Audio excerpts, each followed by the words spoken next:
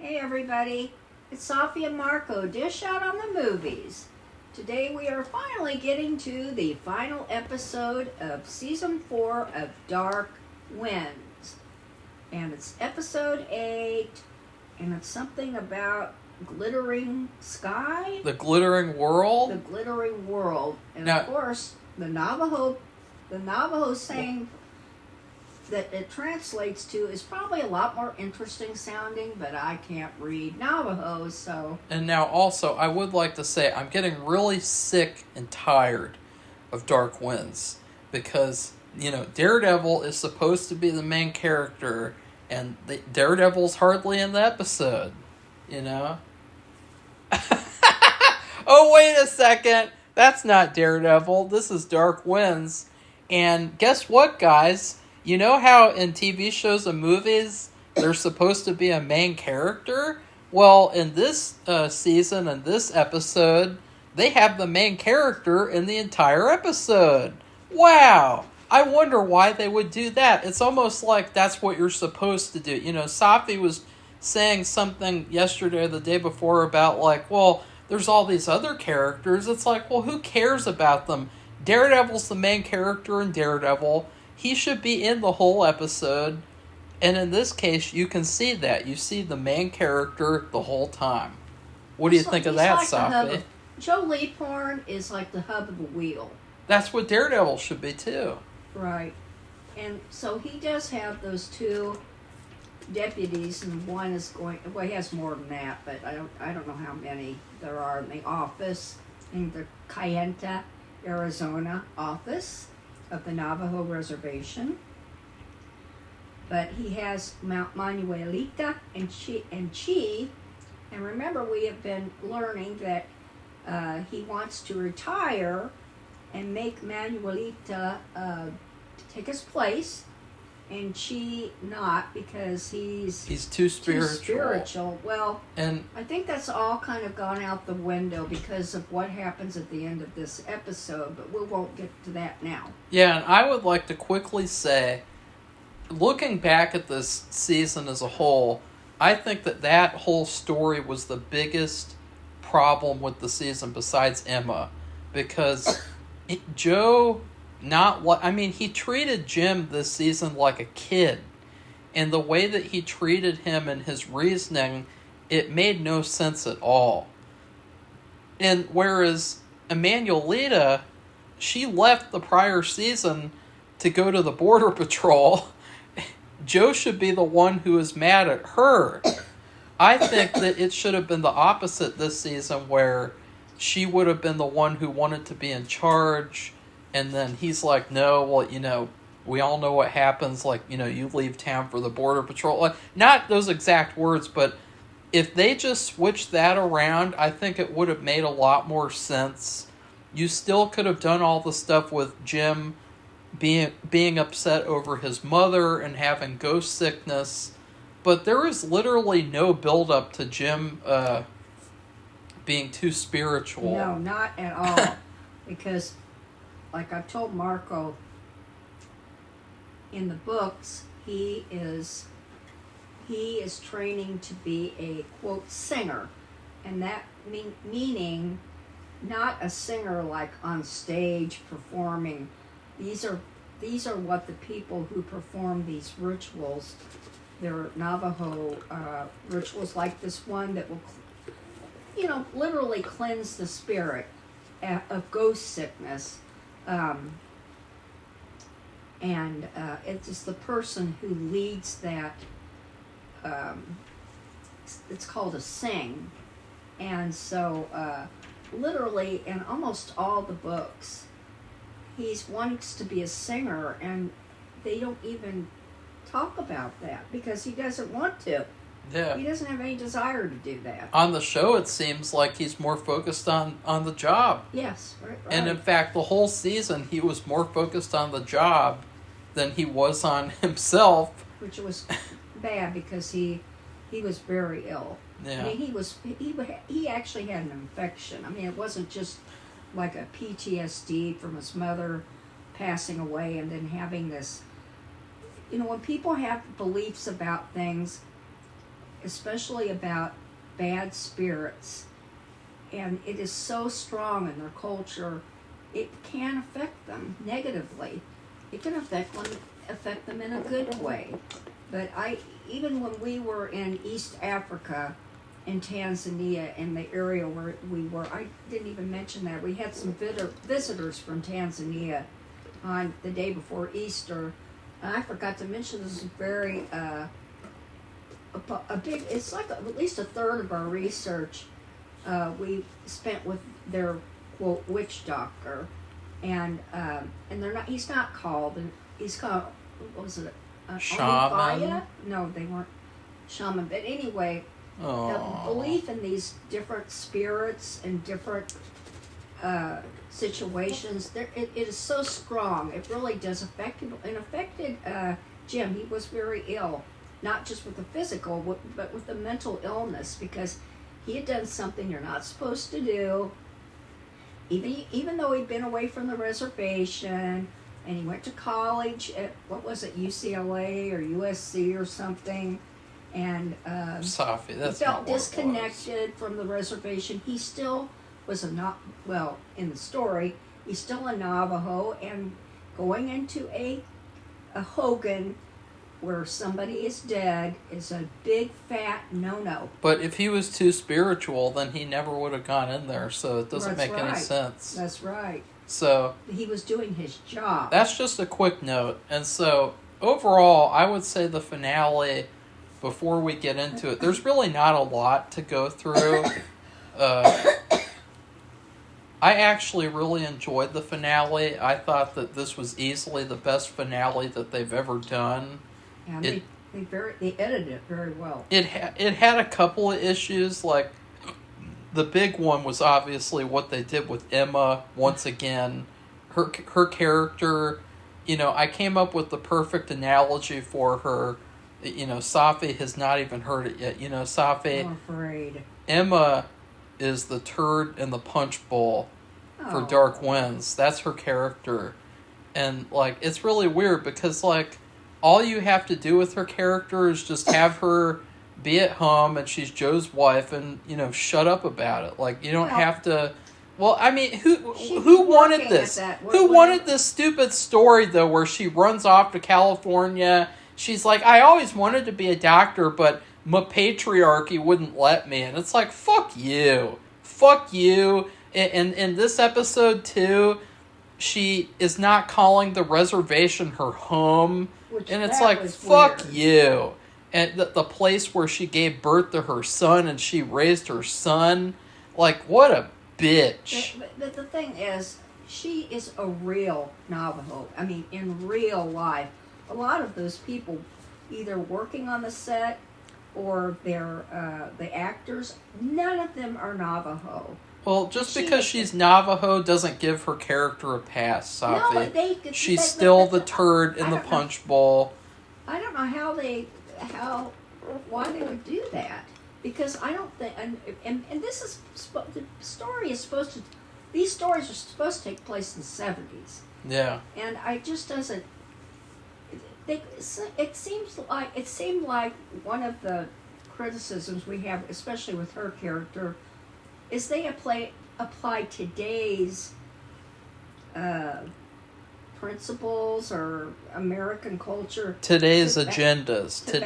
Back then, and I don't believe it. Today's anti-men, anti-nuclear family agendas. But the thing is, she's also, even if it's today, I don't think a Navajo woman would say, what did she say? Actually say, this isn't my home now? She said something like, I'm going back home. Yeah, and Joe kind of had a little issue with that. He said, yeah, just next time I see you, don't ever say that this isn't your home, because it is. Yeah. This is where her clan is. This is where she, and she doesn't, now in the book, she doesn't have a job.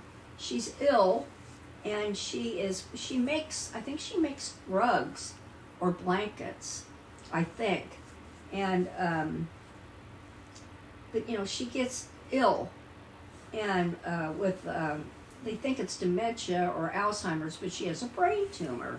But anyway, she doesn't have any nursing or any healthcare job at all, or teaching, none of that. So this was all made up into a new story, and then they start applying these 2026 or 2025 social issues and non-Navajo, I would think, Yeah. to her. Because she's not in some high-powered job in LA. She's caring for the different Native American groups, actually, not just Navajo. It's any Native American coming in there at this cultural center, and she's on the medical staff. I think Safi's forgetting too. I don't think it would be realistic for nowadays, because nowadays someone like her who was on the reservation, she would look at California and it would be like, okay, if you want to move here, you have to pay $10,000 a month to live in a one bedroom, one bathroom apartment. Yeah. And then she would be like, oh no, I guess I can't do that.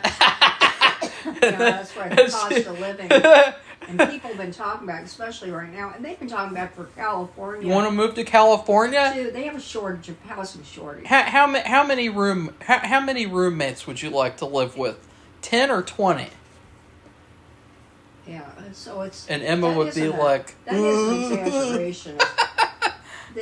I've heard about this. That's why I followed several people. They were van lifers, but they're also living in their cars. You know what would have been hilarious, Safi? What? What if she's like, okay, I'm leaving Joe. And then she gets in her car and she just drives 5 minutes down the street and lives with someone over there. Like, I'm leaving, and she just lives 5 minutes away. Well, the thing is, we haven't gotten into this, but Yeah, it's just the biggest issue of the episode, though. but the thing All that is, stuff she with her. before she says goodbye, though, in the end, she tells him I don't think she believes that he wants to retire, but he can't really face it. Because he's trying his best. She said, "Are you changing for me, or are you changing for you?" Because he said, "I'm really trying to be a better person and know about myself." Yeah, see, this is typical woman behavior, is that, she asked him in season 3, she's like, I'm leaving because you won't build a fence. And now that he's built a fence, she doesn't even care. And so it's just really all about control, and it's all about how she's like, well, you didn't do what I wanted you to do on time or something or whatever. She did say that. And she's you like, didn't do what I wanted you to do. Yeah. And so he decides not to retire, though. That's a little spoiler. But really, it's all because of her once again, because she's the one who tells him, are you retiring for me or you? And, well, so... She also tells him, Yeah. they do this thing where they do a sweat, which is like, they do this in Europe, in Scandinavia. And they go a place and they sweat everything out. People do that. It's a sauna. And, like in a spa, you go into a sauna. And so they make it out of like they'll home make it like a structure. And at the end, she said that he needs to, before he makes that final decision, he should do a sweat bath, basically. And so it's kind of like a place to meditate. And so he and Jim Chi both do a sweat bath together. Because of her. Yeah, so that's, she was, and she was right to do that, because he was right to follow her instruction, because it did help him decide. Well, something else helped him decide too, but I think a combination of both was helpful. So going back to the beginning, it's really funny because this is the first time my prediction has come true. I predicted that Billy would still be alive because they didn't show it, and I thought that was really strange and amateurish. And so I thought, okay, she's going to be alive, and the German woman wants him and her to be the new family. Meaning Joe, because she's obsessed with him. So, basically, the first half of this episode is Joe and Billy trying to escape, which I really, really liked that. I thought that it was a great idea. I loved how focused it was on Joe and her and the German woman. Like, it was so simplified. And because it was so simplified, they were able to focus on making that really good instead of making it really convoluted and complicated. You know, like, because there's never any part where we see, like, Emanuelita and Jim, and they're like, uh-oh, we gotta look for Joe. Because honestly, like, it wouldn't have been necessary here. Like, all that was necessary was just seeing Joe and them and trying to escape. And there's I don't know how much Safi wants to talk about. There's this really funny scene where Joe it's bedtime, and the German woman walks in the room, and she doesn't have a shirt on. She just has a bra on.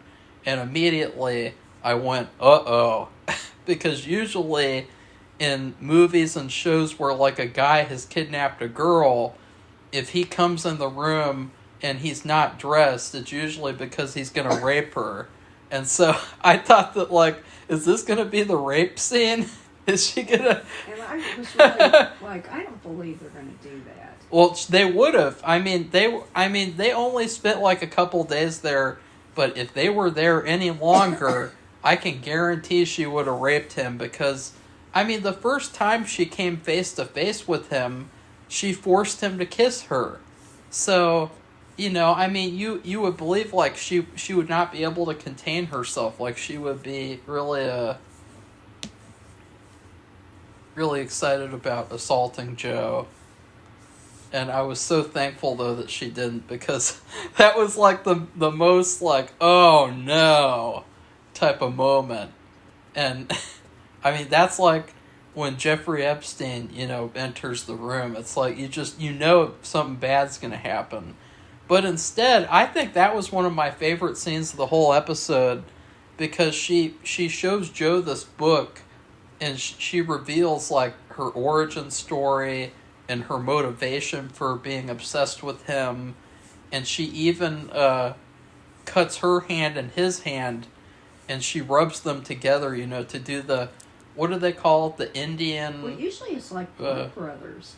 Yeah, blood brothers. Blood brotherhood. Yeah. Because they actually have something similar in Tanzania with the people that we worked with. Only they had coffee beans intertwined with the ceremony.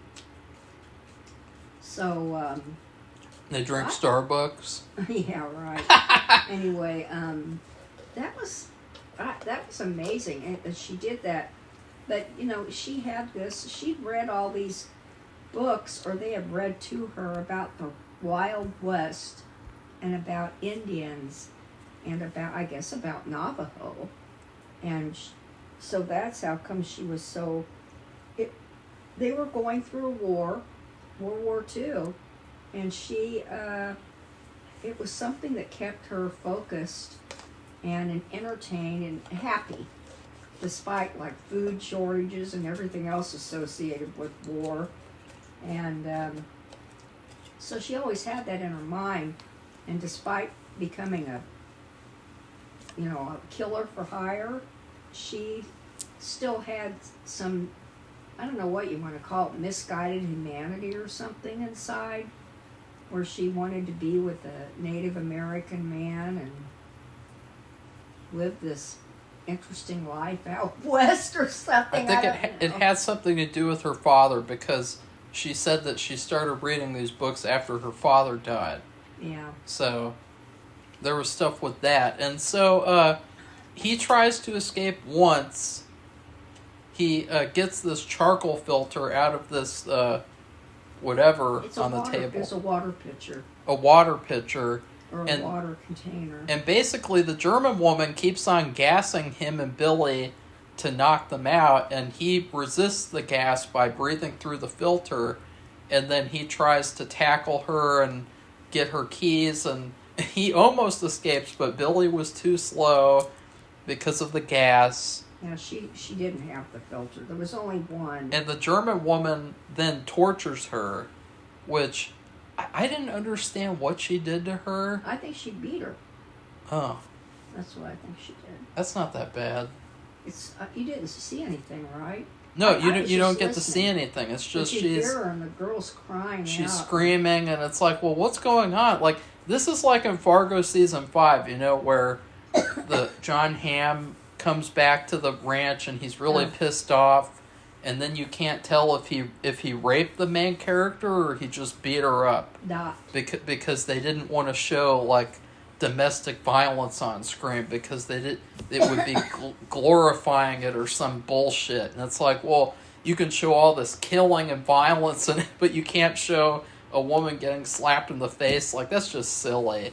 Well, So I'm kind of glad because the hearing was bad. But we could have at least found out like what she was doing. Like, they could have showed a shot like of the German woman being like, this is gonna hurt, and then she makes a fist or something, and then you see Billy and she's flinching or something. Like, that's all they had to show, and then you cut away from that. But she's also a kid, and they might have some kind oh, of... so what? No, they might have some kind of rule. No, Safi, there's no rule. I don't know. They're not punching her in the face for real. It's just to imply... How could they have movies where kids get molested then? I mean, they have movies like that all the time. Show anything. They just, but they imply it, and yeah, you know that that's what's going to happen. And here, you don't know what happened to her at all. She just cries out, and you hear these loud noises like she's beating her. I don't think so. Yeah, I do. I think don't. She could have beat I don't her know. a strap or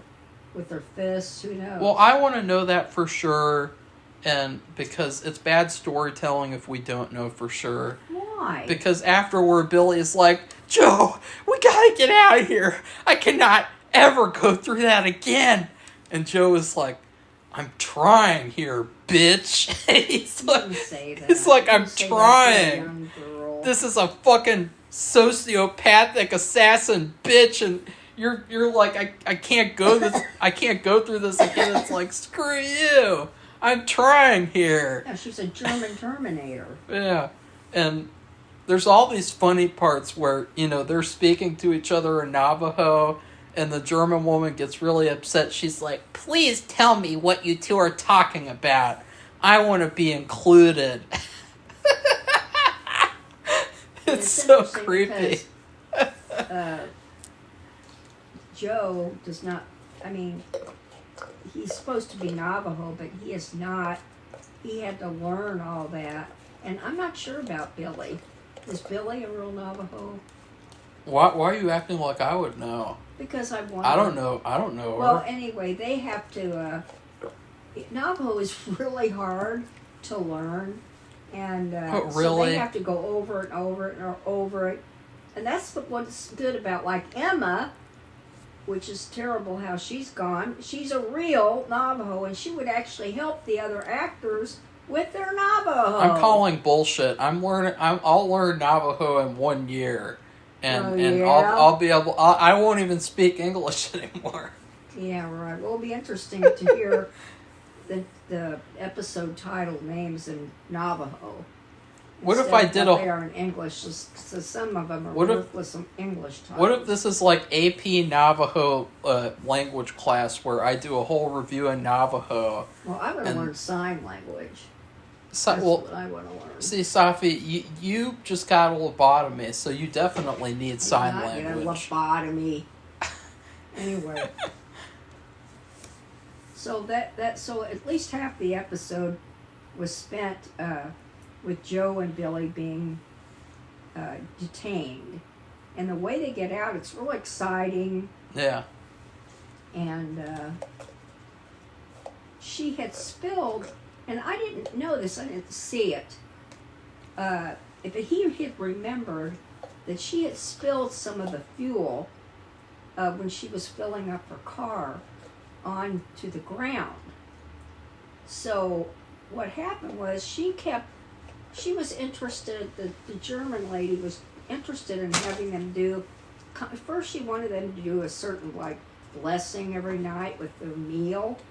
And then he said, we're so happy to be here. We want to bless this area and bless the house and where they're staying. And so they did a little bit of fake stuff in the house.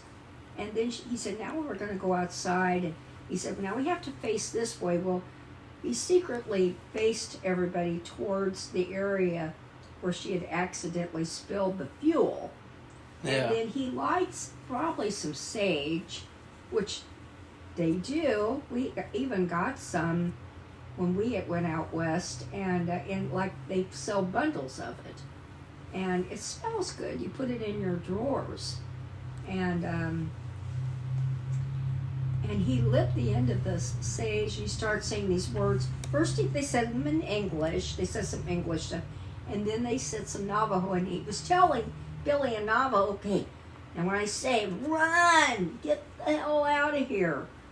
And so that's what happened. He lit the sage and said a few words, said the words of Navajo, and she ran, and he threw the lit sage onto that fuel in the ground, and the German woman was standing right there, and it blew up because he was lighting gasoline, and it blew up into her, and her face was on fire, her head was on fire. She became Two-Face. Yeah, she became Two-Faced. And if you know what we're talking about. Then she was begging Joe to kill her, and he was going to. He started strangling her. He just started strangling the shit out of her. And I was like, wow, I'm glad that we're seeing, Joe Sleephorn become awake again, because it's like, oh, finally he has some energy and he's going to do something, but then he pussies out and he's like, no, never mind, because my wife would get mad at me if I did that, so he stops doing that, and she's like, I knew you couldn't live without me, and I thought that was funny, though. Well, I guess he also needed her alive to get McNair, so... But I would have been very tempted if I was him, because, she deserved it. She was a killer. They wouldn't have done anything. We forgot to tell him about the twist. What? The twist. The twist? The twist about the story about Leroy was that, remember... we already did that last episode. We did? Oh, okay. Well, he told... I don't think so. I think they figured it out. Because he got her to confess.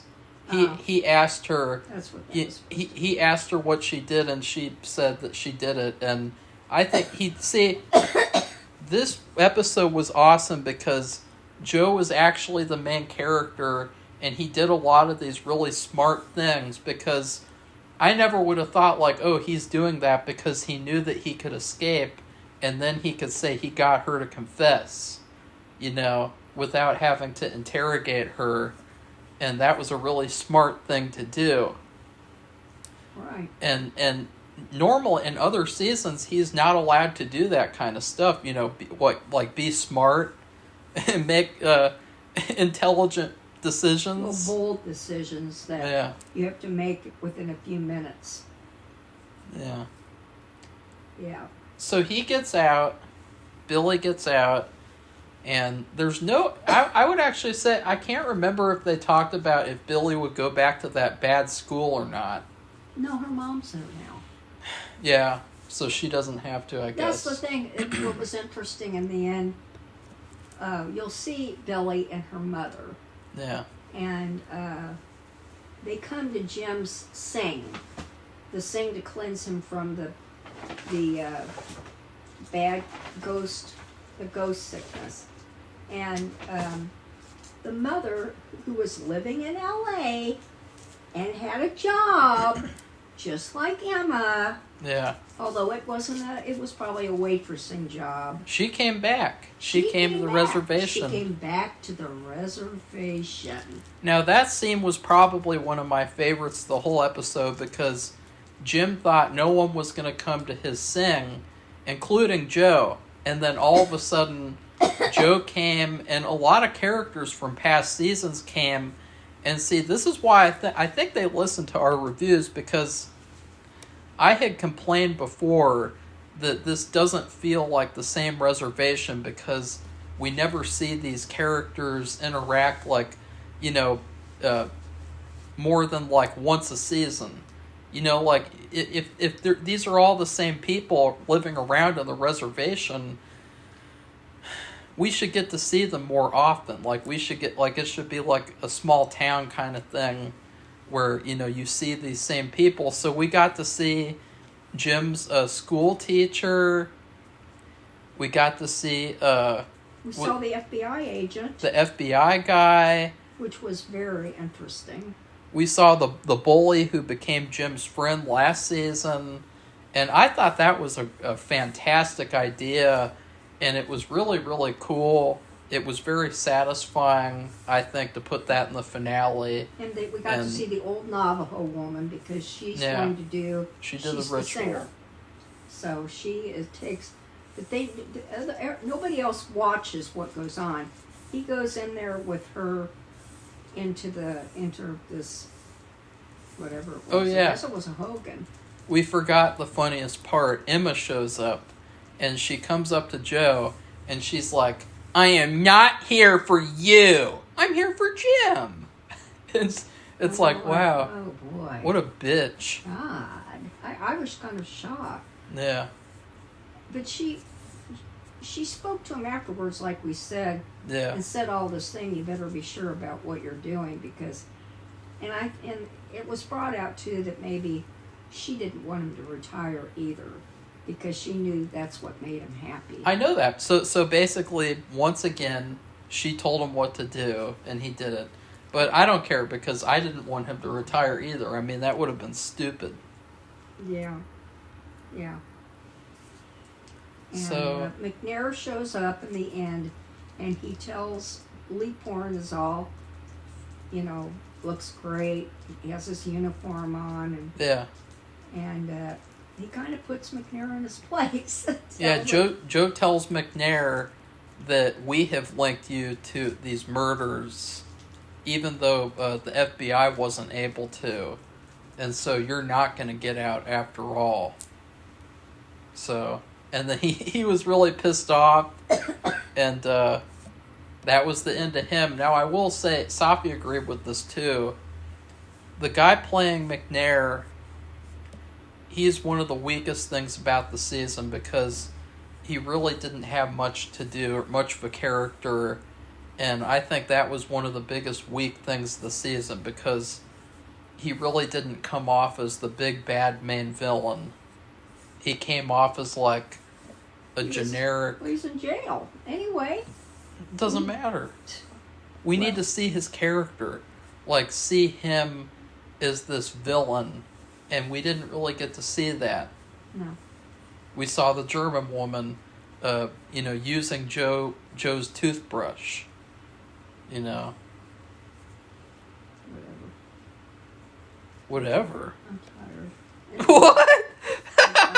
Just lost all my energy. Safi, all of a sudden, in the middle of our review, she's like, power down, robot, add a battery. But anyway, it's too bad because this is an actor. He's been on Graham. He's been on, I believe he's been on The Walking Dead. I could be wrong. He's been in a lot of stuff. He's a character actor, and he's really good. So it's a shame that he didn't have more to do. Yeah. I mean, I actually thought we were going to see him escape from prison or something. But I guess they just couldn't,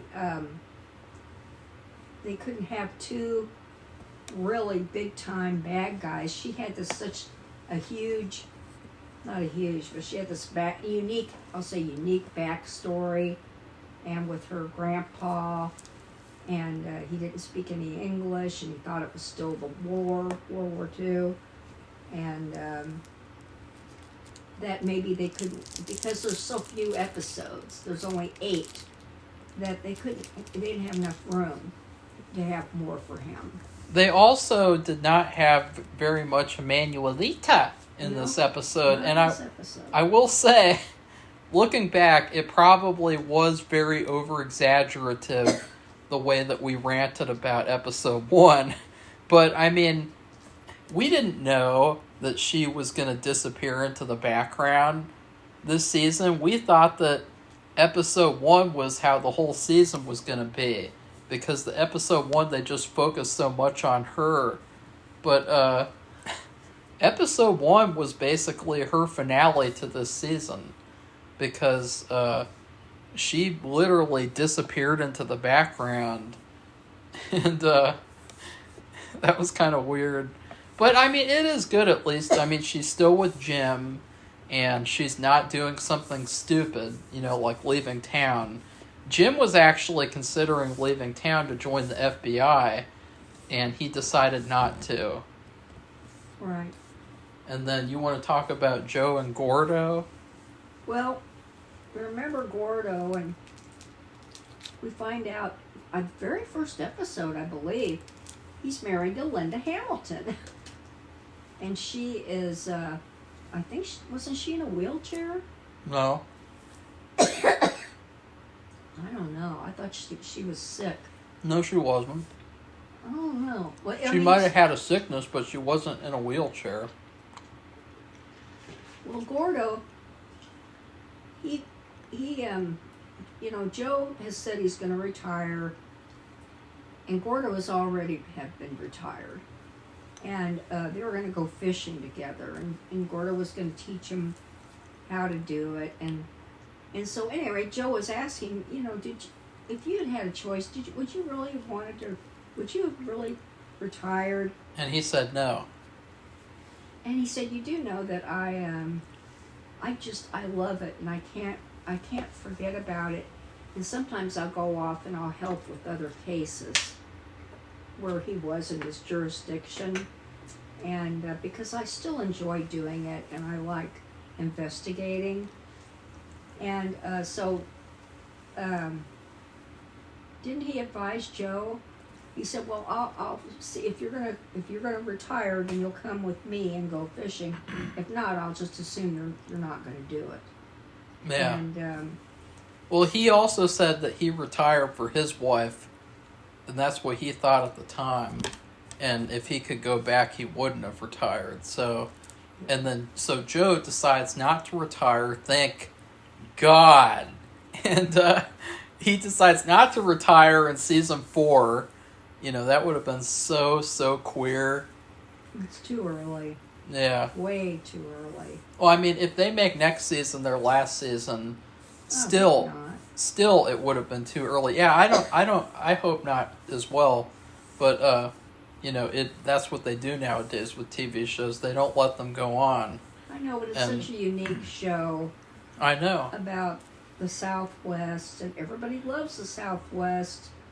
And Native American, there's nothing. I don't think there's not much with Native American storylines in it. I still stand by that. I think that when they close off this show, it should end with Jim and Emanuelita taking over.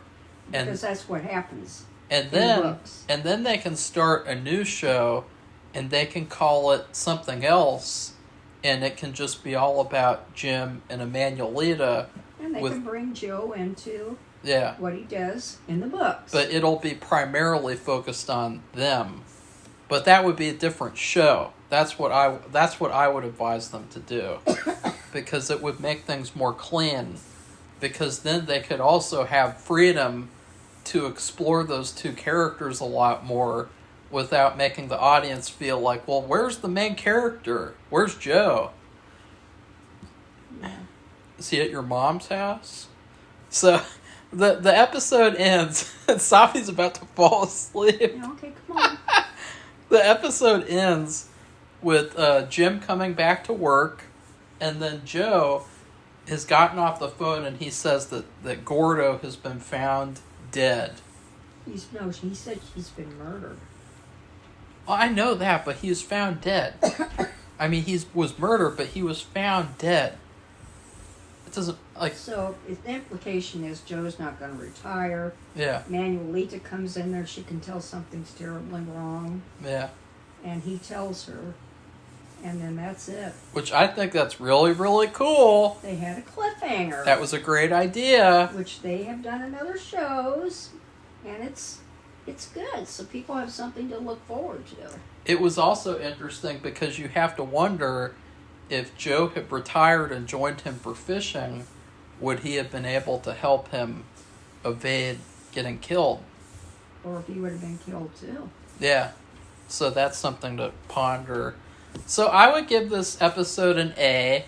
2. I think the only thing blocking me from giving it an A plus is the turd in the punch bowl, Emma Leaphorn. So. Yeah, it's too bad. What do you think of that, Safi? Well, it's kind of mean, but I mean, I don't not understand. But it's unless true. they just don't want to have.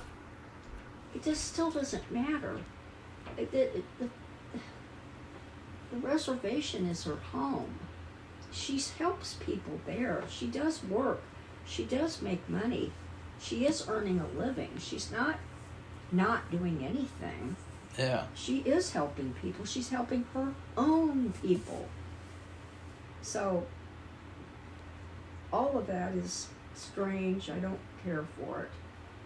And but the thing is, she kind of redeemed herself for a little bit by telling him to really think about what he wants to do and who he wants to do it for. I don't think so, and because to do that sweat bath. it was all very patronizing.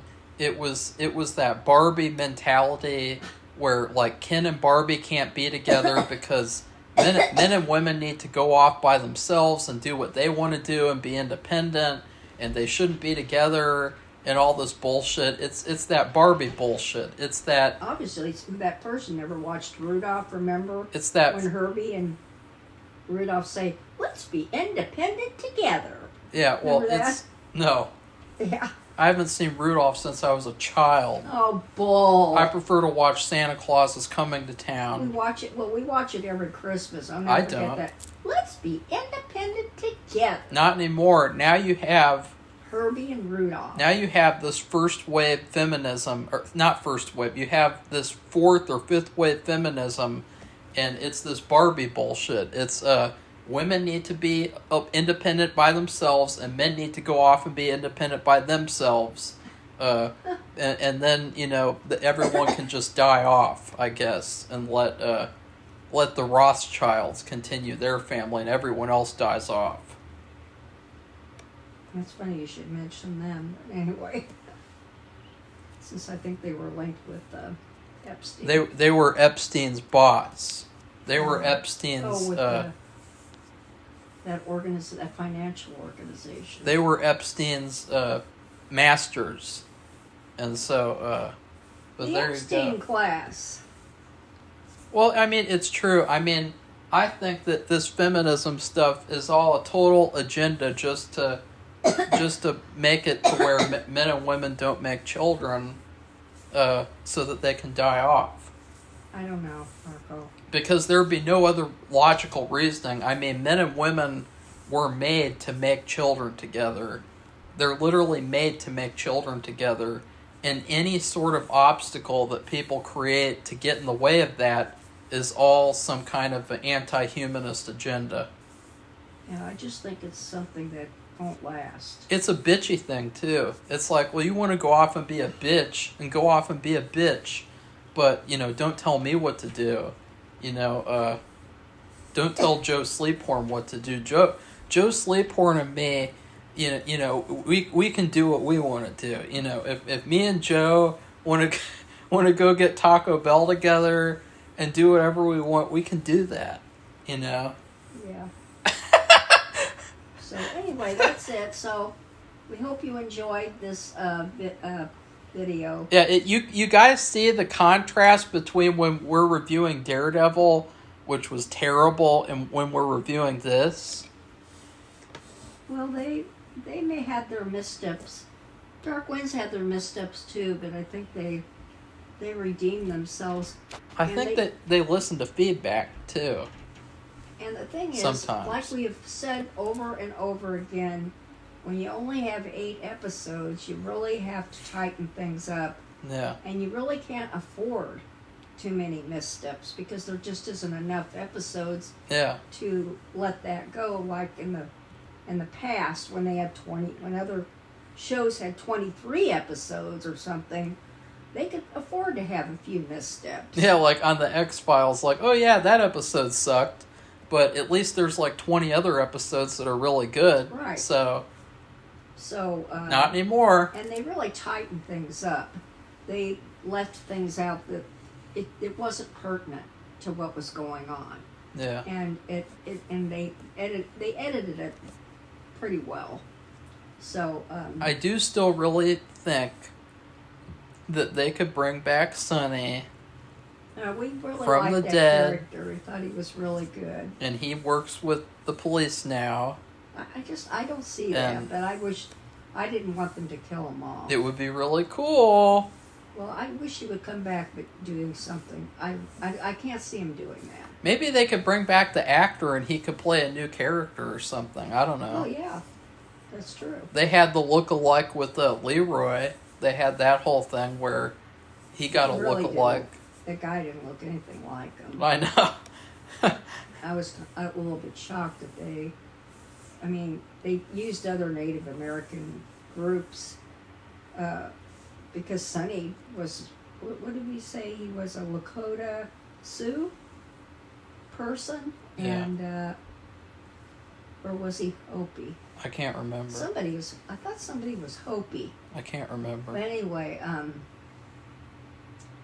they could use a different, the guy, the actor, of course, you only see him for a little bit, a very little bit, and he doesn't look anything like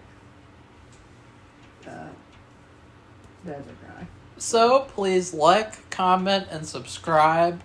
And lastly, if you want to support this channel even further and get access to even cooler content, primarily content that is like an hour a piece, spoiler-filled movie reviews, rankings, bonus content, then please check out our Patreon page. And as well, you can check out my short film there. It is in color and black and white, and it would be much appreciated if you went there and bought both versions. So that's it. Goodbye. Bye.